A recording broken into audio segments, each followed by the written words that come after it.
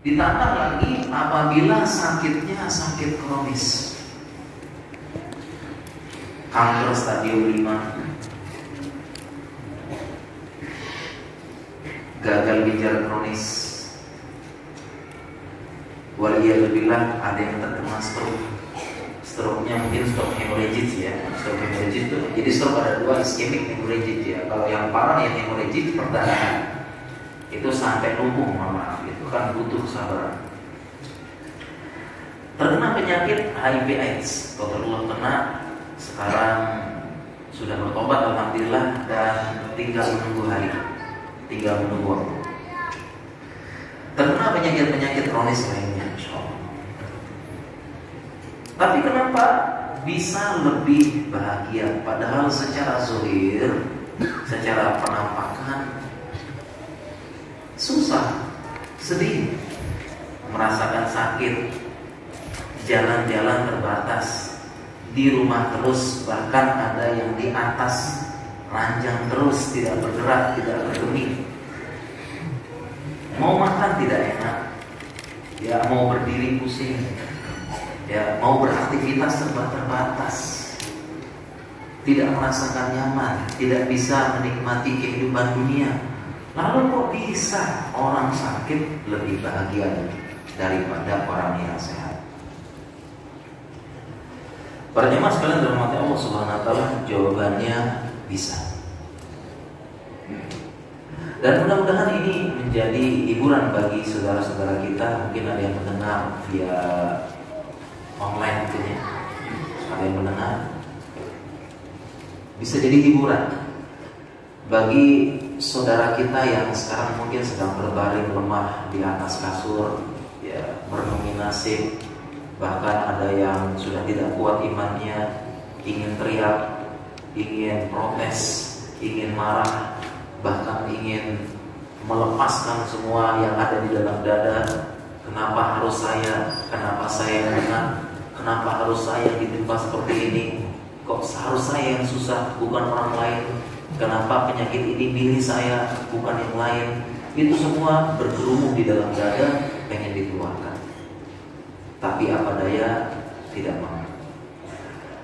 Mudah-mudahan jadi hiburan bagi saudara kita dan bisa jadi menjadi materi, menjadi ilmu bagi yang sehat untuk menghibur saudara kita yang sakit. Mungkin di antara kita yang sehat ini ada yang sakit kronis, ada yang ibunya diabetes parah, ada yang ayahnya terkena gagal ginjal kronis, cuci darah. Bukan hanya 3 bulan sekali, tapi ini ada yang cuci darah sampai sepekan sekali cuci darah, bahkan sampai ada yang perlu cuci darah 2 kali sepekan. Ini Masya Allah butuh kesabaran. Di antara kita ada sahabat, ada kerabat, ada karib, ada sohib yang juga sakit kronis. Bisa kita menjadi bahan, menjadi ilmu bagi kita untuk menghibur mereka, memberikan masukan, memberikan kesenangan, memberikan hiburan sesaat, ya. Dan mudah-mudahan menjadi amal yang paling dicintai oleh Allah Subhanahu wa taala, karena ahabul a'mali ilallah an tudkhila ala ahika as-surur. Di antara amal yang paling Allah cintai, kita memasukkan kebahagiaan kepada saudara kita, akhuka al-mu'min, saudara kita ya. Dan bisa jadi juga ya, buku ini bagi kita yang sehat. Karena inti dari buku ini bagaimana kita bahagia dan ridho menghadapi takdir Allah dan berbagai macam musibah kehidupan secara umum. Bagi kita yang sehat juga perlu. Karena hakikat dari kehidupan adalah ujian, musibah. Setiap orang pasti ada ujiannya masing-masing. Tidak ada yang tidak dapat ujian. Semua dapat ujian. Saya ada ujiannya, teman-teman ada ujiannya, sahabat ada ujiannya, presiden ada ujiannya. Kemudian siapa lagi ya? Ustadz juga ada ujiannya. Orang kaya ada ujiannya. Semua sedih. Ada kalanya sedih, ada kalanya bahagia, ada kalanya menderita, ada kalanya bersenang-senang, ada kalanya tersenyum, ada kalanya tertawa, ada kalanya menangis, ada kalanya tersenyum puas. Semua kita, semuanya ada. Mau presiden, orang kaya, orang miskin, pejabat, rakyat jelata, semua ada ujiannya, semua pasti nangis, semua sedih. Yang membedakan apa? Yang membedakan bagaimana kita menyikapi ujian tersebut. Apakah kita ridho, apakah murka, apakah kita sabar, dan apakah kita tidak sabar. Semua ada ujian. Makanya kadang-kadang kalau Ustaz, ini terus terang aja ya, Ustaz menerima cerita ya sama, mau bilang sama. Kan banyak yang curhat ke Ustaz ya, Ustaz gini, mak juga Ustaz gini gitu ya. Saya kok gini. Pengennya bilang sama, saya juga punya ujian nih.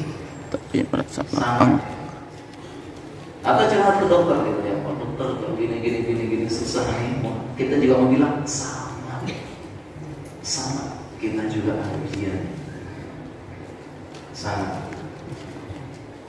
Saya rasa para jamaah pernah demikian ya. Pernah dicurhati ternyata masalahnya sama, persis blok gitu. Kayak sama kita, semua ada ujian. Para jemaah yang dirahmati Allah Subhanahu wa taala, kita masuk dari buku ini, Masya Allah. Kita masuk dari beberapa pendahuluannya. Memang demikian ya. Saya tujukan utamanya bagi orang yang sakit ya, mengatakan mengapa sakit ini enggak sembuh-sembuh, mengapa sakit ini berat, dan kenapa saya yang harus sakit, kenapa bukan orang lain. Ya. Dan ini juga di mukadimah saya sampaikan, bagi kita yang sehat-sehat juga perlu mengetahui hakikat ujian dan musibah. Kemudian para jamaah sekalian, kita masuk ke poin paling pertama, penjelasan bagaimana bisa orang sakit lebih berbahagia daripada orang sehat yang terkena kanker parah. Ya, sulit, Masya Allah. Saya ambil di sini contoh saudara kita yang terkena penyakit kanker parah, kanker stage akhir, stadium 4, stadium 5. Kalau sudah seperti ini, Masya Allah ya, ini secara zahir bagi kita terlihat menderita ya, karena saya bertemu dengan pasiennya ya, kita ketemu dengan teman-teman yang terkena kanker ya, dan mereka sekilas bagi kita yang sehat ini tidak baik-baik saja. Yang pertama ya, mereka menahan sakit, makanya pejuang kanker atau bahasanya kanker survivor ya, mereka survive ya, survivor, kanker survivor atau pejuang kanker ini mereka disebut juga pejuang melawan rasa sakit karena mereka merasakan sakit terus-menerus. Kenapa bisa sakit terus-menerus? Karena yang namanya kanker adalah daging tumbuh. Istilah umum daging tumbuh namanya tumor. Tapi kalau ganas namanya kanker. Dia tumbuh besar dan dia tumbuh tidak terkontrol, cepat, dan tumbuhnya itu abnormal. Jadi gampang pecah, gampang rusak, gampang berdarah. Sehingga teman-teman kita yang kanker disebut dengan pejuang rasa nyeri, karena mereka berjuang dengan rasa nyeri yang susah. Coba kita bayangkan ya, di tubuh kita ada benjolan, itu nyeri, kesemutan, sakit. Ada benjolan segini aja di tubuh kita, itu akan menekan berbagai macam, menekan saraf, menekan pembuluh darah, kesemutan, sakit, nyeri dan sebagainya. Ya, mungkin para jamaah kalau mau coba, ini punya tangan, punya lengannya. Coba dipencet aja di lengannya, ya lama gitu. 5 menit aja udah kesemutan, udah sakit. Ya, pencet gini ya. Udah kesemutan, udah nyeri, udah sakit. Apalagi yang ada kankernya, apalagi di perut dan sebagainya, mereka menjual. Ya, jadi sekilas seperti itu. Nah, tetapi teman-teman kalau dia berpegang teguh dengan Al-Quran dan Sunnah, tahu bagaimana Allah sayang kepada dia, bagaimana berita kabar gembira, maka mereka akan lebih bahagia daripada orang sakit. Di sini saya sampaikan, seringnya kita orang sehat menghibur mereka. Ya, ada orang kena kanker, kita hibur mereka. Kalau kita yang sehat ini menghibur orang sakit. Ya, saudaraku, janganlah engkau terlalu sedih dan iri hati dengan kami yang sehat. Kami akan selalu menemani dan menghibur serta menjengukmu. Maka orang yang tadi yang kena kanker, yang dia beriman kepada Allah dan hari akhir, yang paham ilmunya, paham, dia akan menjawab. Dia akan menjawab, aku tidak pernah iri dengan kalian yang sehat. Justru kelak kalian yang sehat di dunia ini akan iri kepadaku. Jadi kalian yang sehat ini di hari kiamat akan iri kepadaku. Bahkan kalian yang sehat-sehat ini akan berangan-angan berada di posisiku.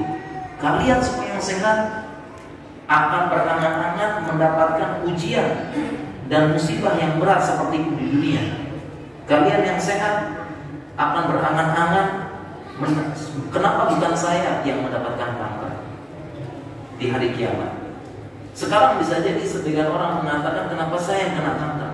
Orang sakit protes. Tetapi di hari kiamat kalian semua yang sehat-sehat akan berangan-angan, kenapa bukan saya yang dapat kanker? Karena aku telah membaca sabda Nabi SAW. Beliau bersabda, yawaddu ahlul afiyah yaumal qiyamah anna juludahum furiquridat bil maqarid mimma yarawna min thawabi ahlil balad.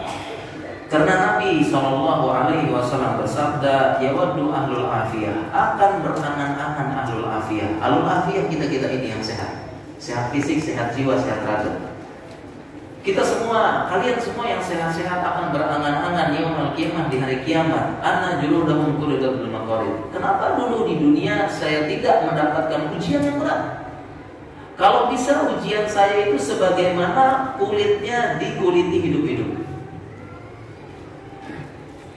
Jadi kalian yang sehat-sehat ini ketika melihat aku di hari kiamat, kalian akan berangan-angan, kenapa bukan aku yang dapat ujian seberat kamu? Kenapa bukan aku yang dapat kanker? Kalau bisa dapat sakit yang berat sebagaimana dikuliti hidup-hidup bil maqarid, dengan alat pengelupas kulit. Jadi dikulisin maqarid itu seperti ini, kayak disisir pelan-pelan, kulitnya dilepas. Kalau bisa saya dapat ujian seperti itu sakitnya di dunia. Kenapa? Alasannya adalah mimma yarawna min thawabi ahlil balad, karena melihat besarnya pahala orang yang mendapatkan ujian. Jadi aku tidak pernah iri dengan kalian yang sehat. Kenapa? Karena di hari kiamat justru kalian yang sehat-sehat ini akan iri kepadaku. Kalian berangan-angan, kenapa? Supaya aku yang dapat kanker. Kalian berangan-angan supaya aku seperti aku berbaring di tempat tidur seperti ini. Karena besarnya. Karena kalian melihat di hari kiamat Allah memberikan pahala yang begitu besar kepadaku. Mimma yarawna min thawabi ahlil balad. Jadi kenapa aku bisa iri? Sedih. Harusnya kalian yang iri kepadaku. Sekarang aku lebih bahagia daripada kalian. Karena kita nanti yang sehat-sehat ini di hari kiamat, di padang mahsyar, di mana kita sangat butuh harta. Mohon maaf, kita sangat butuh pahala. Karena transaksi di padang mahsyar itu dengan pahala. Orang yang zalimi kita kasih pahala, kalau sudah habis pahala kita, dosanya dia dikasih ke kita. Yauma la yanfa'u malun wala banun illa man atallaha biqalbin salim. Hari di mana tidak bermanfaat harta dan anak-anak kecuali yang kembali kepada Allah dengan hati yang selamat dan salim. Kita sangat butuh pahala di padang mahsyar untuk transaksi banyak kezaliman di dunia. Kemudian kita melihat Allah memberikan balasan kepada yang kanker ini, balasan kamu selama di dunia bersabar terhadap penyakit kanker. Berapa besar pahalanya? Sehingga kita iri, sehingga kita berangan-angan, kenapa enggak saya? Berapa besar pahalanya? Berapa besar pahalanya? Besar pahalanya adalah sebagaimana firman Allah Subhanahu wa taala, innama yuwaffas sabiruna ajrahum bighairi hisab. Sesungguhnya Allah memberikan balasan pahala bagi orang-orang yang bersabar bighairi hisab, tanpa batas. Tidak ada ukurannya saking banyaknya. Dan itu dilihat oleh kita-kita. Kalian yang sehat ini akan melihat aku diberikan oleh Allah pahala yang besar. Diberikan, kemudian kalian berangan-angan, kenapa bukan aku yang dapat kanker dulu? Pahala yang besar. Bigori hisab. Kalau kalian hanya bersabar, yang gempa, yang kebakaran, yang tsunami, mereka bersabar cuma sebentar, sebulan 2 bulan, tapi aku bersabar seumur hidup.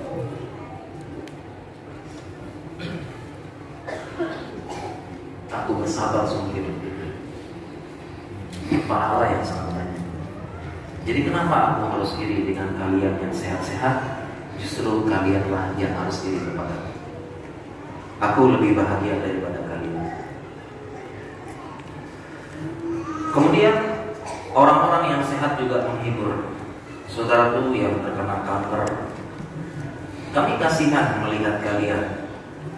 Engkau mengerang kesakitan, menahan sakitnya kanker yang menggerogoti tubuhmu. Apa yang bisa kami bantu? Maka orang sakit tersebut yang terkena kanker menjawab, kalian tidak perlu kasihan kepadaku. Ketahuilah, aku sedang menikmati rasa sakit ini karena aku sedang bahagia sekarang. Dan aku berharap setiap rasa sakit yang aku rasakan akan menggugurkan dosaku. Dan aku berdoa kepada Allah, semoga rasa sakit terakhir yang aku rasakan, rasa sakit terakhir yang mengantarkan kepada kematianku, maka gugur pula lah dosa terakhirku. Ketika aku merasakan sakit terakhir yang mengantarkan kepada kematianku, maka gugur pula lah dosa terakhirku, sehingga aku menghadap kepada Allah tanpa dosa sama sekali. Justru sebenarnya aku kasihan kepada kalian yang sehat-sehat. Kalian belum tentu bisa berharap seperti aku. Dan bisa jadi kalian yang sehat-sehat menghadap kepada Allah dengan membawa dosa, waliyadzubillah, baik dosa besar maupun dosa kecil. Sedangkan aku berdoa kepada Allah, setiap sakit yang aku rasakan gugur dosa. Dan sakit terakhir yang aku rasakan sebagai pengantar kematianku, maka itu juga gugur dosa, sehingga berjumpa dengan Allah tanpa dosa sama sekali. Karena Nabi SAW bersabda, "Ma yazalul bala'u bil mu'min wal mu'minah fi jasadihi wa malihi wa waladihi hatta yalqallah wa ma 'alaihi al-khati'ah." Yang namanya mukmin dan mukminah selalu mendapatkan ujian. Mendapatkan ujian pada badannya, sakit, tertimpa tertabrak, wa mali, hartanya berkurang, wa waladihi, anak-anaknya, hatta yalqallah wa ma 'alaihi al-khati'ah, sampai berjumpa dengan Allah tanpa dosa sama sekali. Salah satu fungsi musibah menghapuskan dosa kita tahu. Kita tahu semuanya. Dan aku berharap setiap rasa nyeri yang aku rasakan gugur dosa. Nyeri yang aku rasakan, sakit yang aku rasakan gugur dosa. Sehingga justru aku berpotensi besar. Sesuai dengan hadis ini, berjumpa dengan Allah tidak ada dosa sama sekali. Karena setiap nyeri gugur. Aku husnuzon kepada Allah, ana inda azoni abdi. Allah berfirman, aku sesuai dengan prasangka hambaku. Setiap rasa nyeri, setiap rasa sakit gugur dosaku, terhapus dosaku. Dan sangat berharap. Dan jalannya mudah. Aku tinggal berbaring di kasur. Sangat mudah jalannya. Tinggal berbaring di kasur, husnuzon kepada Allah. Ketika rasa sakit terakhir yang mengantarkan kepada kematianku, itulah gugur dosa terakhir, bertemu dengan Allah tanpa dosa sama sekali. Justru aku lebih bahagia. Potensiku berpotensi, presentasi aku berjumpa dengan Allah tanpa dosa sama sekali, itu sangat besar. Lebih berpotensi daripada kalian. Kalian yang sehat belum tentu. Bisa jadi kita yang sehat berjumpa dengan Allah bawa dosa, belum sempat tobat, tidak dapat ujian, tidak dapat mukaffiratul dzunub, tidak ada penghapus dosa. Bisa jadi kita yang sehat-sehat ini berjumpa dengan Allah masih bawa dosa. Waliyadzubillah, mudah-mudahan. Jadi kenapa aku harus sedih? Kalian yang sehat-sehat ini yang iri. Justru aku yang lebih bahagia. Kemudian orang sehat juga menghibur kepada orang yang sakit. Saudaraku, para survivor kanker, penderita kanker, kami sangat kasihan kepada engkau. Usiamu diperkirakan tersisa 1 bulan lagi. 1 bulan lagi perkiraan. Dan bukan vonis tetapi prediksi. Dokter tidak pernah memvonis, prediksi itu salah kata. Perlu diubah. Saya mewakili dokter, tidak ada dokter yang memvonis. Prediksi. Engkau pun menderita kanker. Para dokter memperkirakan dan memprediksi usiamu tersisa 1 bulan lagi. Nampaknya engkau sedih karena masa depanmu telah hilang. Masa depan suram, harapan telah hilang, dan engkau hanya pasrah menunggu kematian. Kami kasihan kepadamu, apa yang bisa kami bantu dan kita hidup. Maka yang terkena kanker ini, karena sudah belajar agama, menjawab, wahai orang yang sehat, kalian yang sehat, kalian perlu tahu bahwasanya berita umurku, berita yang sampai kepadaku bahwasanya umurku diprediksi tersisa 1 bulan lagi adalah berita yang paling indah selama hidupku. Ini berita terindah.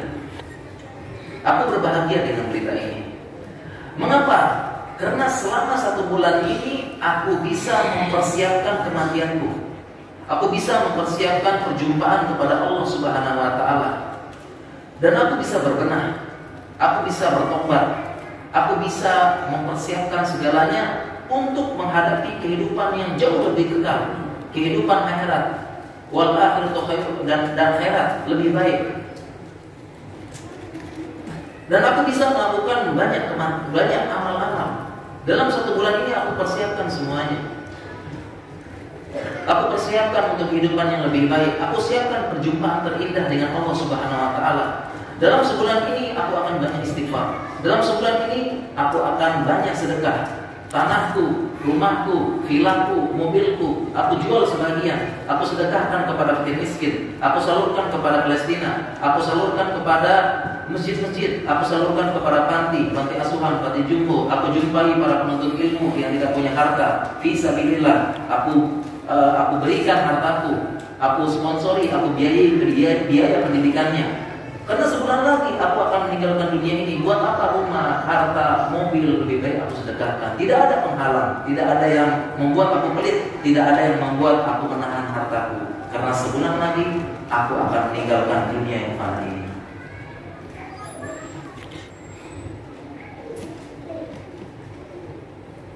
Semua hartaku tidak akan bawa di alam kubur.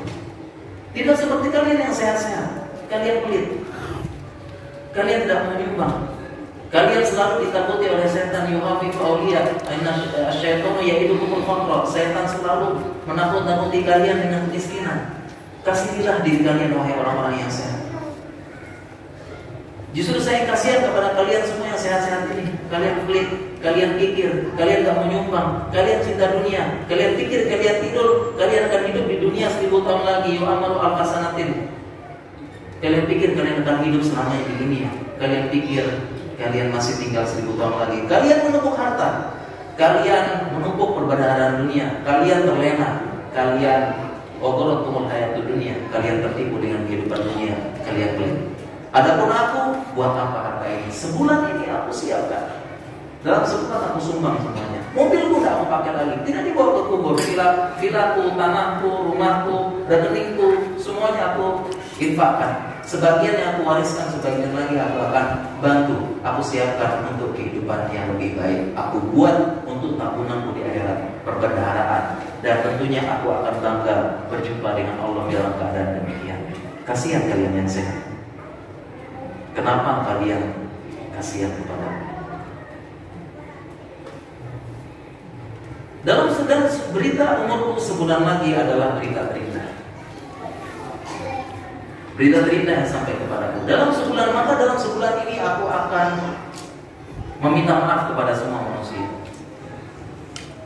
Aku akan menghubungi satu persatu orang-orang yang telah aku zalimi. Aku hubungi mereka. Aku akan minta maaf. Aku sudah tidak punya lagi sayap kesombongan. Waqif janahat. Aku telah merendahkan sayap kesombonganku. Aku akan hubungi semua orang-orang yang aku zalimi. Aku rampas haknya. Aku akan hubungi, aku akan minta maaf. Aku minta diputihkan, minta istiqlal di dunia. Buat apa aku sombong? Aku meninggalkan dunia sebentar lagi. Aku sudah merendahkan sayapku, telah membukukan badan, telah menurunkan harga diri. Aku akan minta maaf, aku hubungi. Dalam sebulan ini semua orang aku hubungi. Aku buat status, tolong dimaafkan. Sekiranya semua bisa memaafkan aku karena aku sebentar lagi meninggalkan dunia. Dan semoga dengan berita ini manusia pun mau memaafkanku dengan mudah. Dan aku lebih mudah mendapatkan permintaan maaf manusia daripada kalian yang sehat-sehat. Kasihan kalian. Kasihan, sungguh kasihan kalian yang sehat-sehat. Aku persiapan, aku minta maaf. Tidak seperti kalian yang sehat. Kalian yang sehat terkadang sombong minta maaf, sombong merendahkan diri, tidak mau mengakui kesalahan. Sayap kalian terlalu jauh terbang, tidak direndahkan. Wah, tidak. Rendahkan sayap kesombongan. Dagu masih menegadah ke atas, dada masih membungkuk, dada masih membusung. Kalian semua malu, gengsi minta maaf, padahal kalian salah. Kalian banyak menzalimi orang. Kalian tapi tidak mau minta maaf, dan itu menjadi kezaliman, menjadi kegelapan di hari kiamat. Inna dzulma dzulumatun yaumal qiyamah. Yang namanya kezaliman akan menjadi kezaliman, kegelapan di hari kiamat. Kalian akan susah di hari kiamat karena banyak menzalimi manusia. Sungguh kasihan kan orang-orang sehat. Kenapa kasihan kepada aku? Dan demikian juga dalam sebulan ini aku akan memaafkan semua manusia yang pernah menzalimi aku, yang pernah berhutang kepadaku. Hutangnya aku putihkan, aku tidak butuh uang lagi. Aku ridho. Semoga mereka meridhoi aku. Semoga mereka mengirimkan doa. Semoga mereka yang telah aku putihkan hutangnya mengirimkan doa terbaik kepadaku di alam kubur kelak. Karena hutangnya telah aku putihkan. Aku tidak butuh lagi harta. Dan aku maafkan seluruh manusia. Aku ingin perpisahan yang baik dengan mereka. Tidak ada dendam aku bawa ke alam kubur. Tidak ada penasaran, tidak ada caci maki, tidak ada sesak di dada. Karena semua manusia mulai detik ini aku